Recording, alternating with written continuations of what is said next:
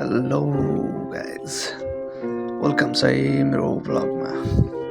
मैले चाहिँ यसो फुर्सद यसो बिदाको टाइममा होइन यसो घुम्न गएको, यसो ब्लग बनाएको छु, ट्राई गर्दैछु। हेर्नु यसो कस्तो के छ हेरिदिनुहोस्। म चाहिँ यसो जङ्गलतिर माथि डाँडातिर गएको थिएँ कि, अनि अलिक सुनसान पनि थियो जङ्गल है। माथि मन्दिर पनि थियो, राम्रो थियो कि। एक्लै गएको खासै रमाइलो त भएन।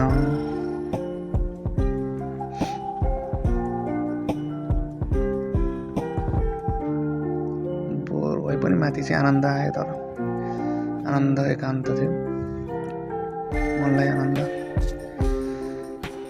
कुल फिल भयो हुन चाहिँ।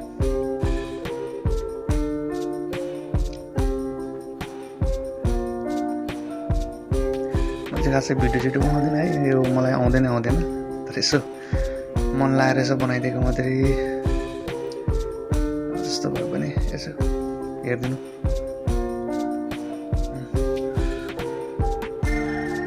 माथि अब जङ्गल हेर्नु कस्तो छ, पर्याङ त्यस्तै टाढो छ। एक्लै अँधेरो थियो है, यसो अलिक सुनसान भएर म चाहिँ फेरि दौडिहालेँ कि फेरि अलिक सुनसान नै थियो नि त, पुरै सुनसान छ हेर्नु। कोही मान्छे पनि छैन, केही छैन। हावाले फेरि यति त्यो रुखहरू हल्ला थियो कि, अनि झन् डर लाग्ने कि।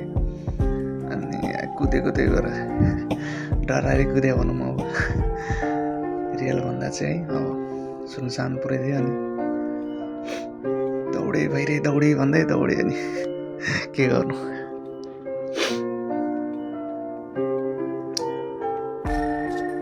पुरै अनि घना जङ्गल छ त, पुरै पार्क पनि, अनि पार्क भन्छ नि तर पुरै जङ्गलैको भित्र छ कि। अनि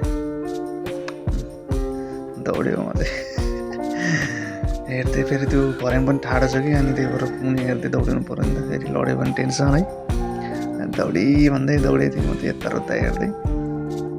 गाह्रो छ मलाई, यसो टाइम पास गर्न जाऊँ भनेर गएको, डढाएर दौडिनै पऱ्यो। अनि के गर्नु, त्यही पनि रमाइलो भयो। जोस् माथि बस्दा चाहिँ अलि रमाइलो भयो, राम्रो भ्यू हुन्थ्यो है। त्यही फाइनली म चाहिँ अब आइसकेँ, अनि बल्ल खुसी भएको। अनि आएँ भन्दै, अनि जङ्गलबाट निक्लेपछि खुसी भएको म। अनि त्यही रमाइलो चाहिँ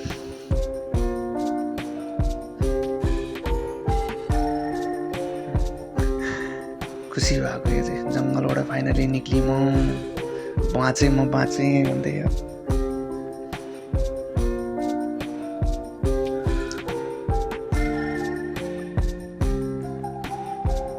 धेरैचोटि गइसक्यो, साथीहरूसँग धेरैचोटि गएको, तर एक्लै चाहिँ 2 चोटि भयो। अनि यो टाइम चाहिँ भिडियो बनाऊँ भनेर यसो भिडियो पनि बनाइदिएँ कि, फेरि भ्लग गरौँ भनेर। अनि यत्रो जङ्गल हेर्नु, यहाँ जङ्गल चाहिँ कस्तो छ, पुरै बाँसघारी जङ्गल पुरै छ। अनि घ्याराङ गुरुङ हावा चले त्यस्तै छ। अनि त्यही हो क्या, दौडे त्यही भएर।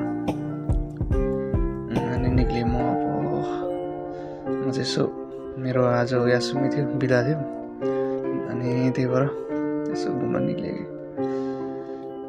पुरै हेर्न जापानमा पुरै खेती भएको बेला छ अहिले, पुरै खेती हरियाली पुरै चट्ट लाग्छ। म पनि चाहिँ अलिक भिलेज साइडतिर छु क्या, त्यही भएर भिलेजतिर अलिक त्यस्तै खेतीपाती हुन्छन्, अलिक घर पनि अलिक कमै हुन्छन्।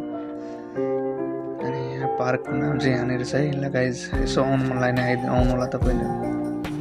नागोयाको हो, तोकनामी सहरतिर।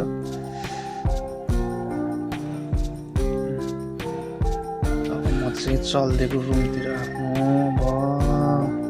म लगभग 2-3 घन्टा बसेँ त्यहाँ माथि डाँडाबाट पुरै देखिन्छ नि त सहर, अनि समुद्रहरू पनि पुरै देखिन्छ।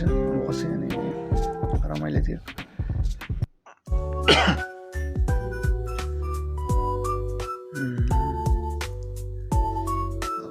भित्रको अब भिलेजको साइडको नि हल्का रोडहरू सानो छ कि फेरि।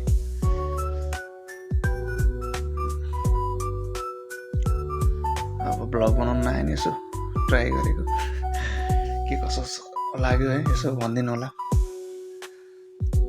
ट्राई मात्रै गरेको, यसो रमाइलो बिदाको दिन। हेर्नु न जापान ल है त यति नै हो भ्लग यसो हल्का बनाइदिए मात्रै हो अब कस्तो लाग्यो यसो कमेन्ट दिनु सल्लाह दिनु बाई बाई